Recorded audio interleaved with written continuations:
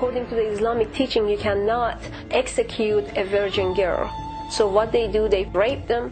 They call it, or temporary marriages. That is what it happened to my 16-year-old friend. And then they executed her.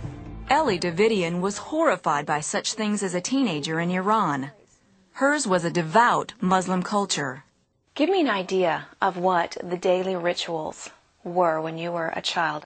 Well, you have to get up so early in the morning, basically before sunrise, to perform the 5 times prayer that you start in the morning.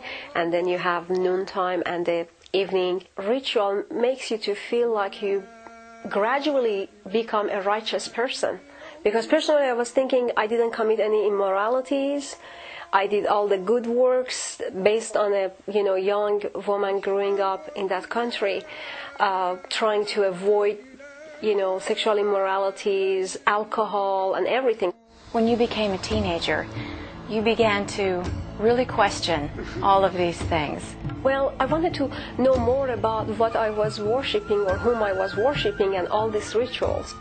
I was born near the border of Iran and Iraq. So during the war of Iran and Iraq, I saw so many dead people, layers of bodies one after another.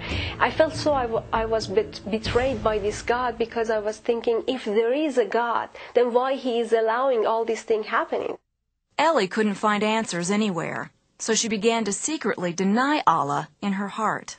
In Iran, after the revolution, we have to cover ourselves with dark, long, chadors, long covering. And of course, in Islamic ritual, when they prepare the bodies to bury them, they have to cover them in a white, sheets. And then you see blood everywhere. To me, that was the 3 colors basically that I was seeing in Iran: black, white, and red. For example, Ellie says that thousands of Iranian children were used to sweep minefields and then told they'd be martyrs for the cause of Allah. There was a hatred growing inside of me against the Iranian government, against Islam, but still I have that fear to go to hell. Ellie's parents wanted to help her, so they sent her away from the horrors of war. And they thought I'm going to lose my mind. I was putting all dark dresses. That's a sign of mourning inside of me. There was no joy inside of me. There was nothing, no life. And they sent you to France. Yes. What happened? Well, as I said before, it was like all colorful, and I was seeing at least freedom. But one thing brought to my attention was the churches in France. I was sensing some type of peace. I cannot explain it, at that time.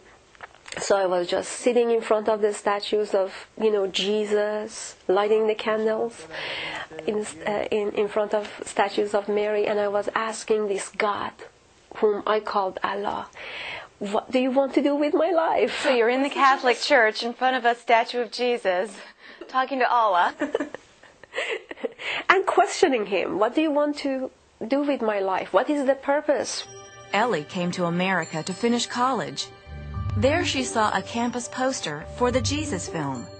It was in her native language, Farsi, so she decided to see it.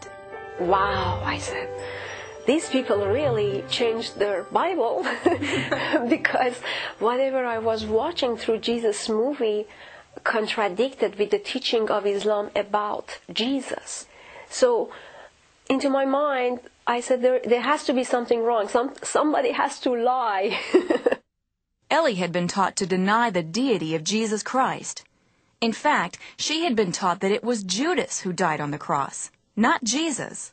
Judas was a bad boy, so out of God's miracle, make Judas look like Jesus. So Judas died on the cross? Yes, according to teaching that I received in Iran as a Shiite Muslim. So basically Christians are redeemed by the blood of Judas. So there is no atonement, there is no redemption. These are just revolutionary terms when you are talking to a Muslim. That's why they don't have any experience of God's grace.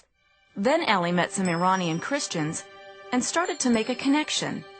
She asked God to show her the truth. And that night she had a dream. And I woke up, even though he didn't say, I am Jesus. He talked to me in English, which was later on, I said, well, I knew it was not Muhammad. And he said, just believe in me. Why you have so much doubt in me?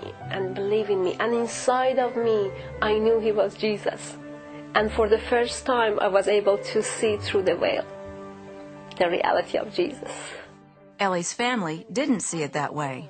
I was the firstborn in my family, and you're supposed to set an example for the rest of your brothers and sisters. They all sensed Ellie's newfound peace. But Islam required that her family disown her. And is there any curiosity on their part to know about this Jesus that has brought you real peace? Well, for the first time after 14 years, I met them a few months ago in Istanbul, Turkey, and they were able to hear the word, the gospel, the truth. And how did they respond? They were very quiet. Of course, I think it's sometimes hard to receive from your children, especially in Middle Eastern culture. That was the first time they met my husband too, so I led them to establish the relationship, and we tried to just be a living word to them, because that is what the Muslim observe mostly, to see how you act, how you talk, and because you don't want to win their heads, but you want to win their hearts. Some people would argue today that God and Allah are the same. How do you respond to that? Well, it absolutely can be, because God cannot deny himself our impurities for our sicknesses and disease. He was crucified. He was the perfect sacrifice. Versus in Islam, they deny the deity and lordship of Jesus Christ. So how come God can deny himself? Ellie and her husband Surik are committed to reaching Muslims with the truth. They use conferences, their website, and even TV to get their message to those who will listen. I know there are lots of Muslims, they are trying to please a God who cannot even if hear them or listens to them.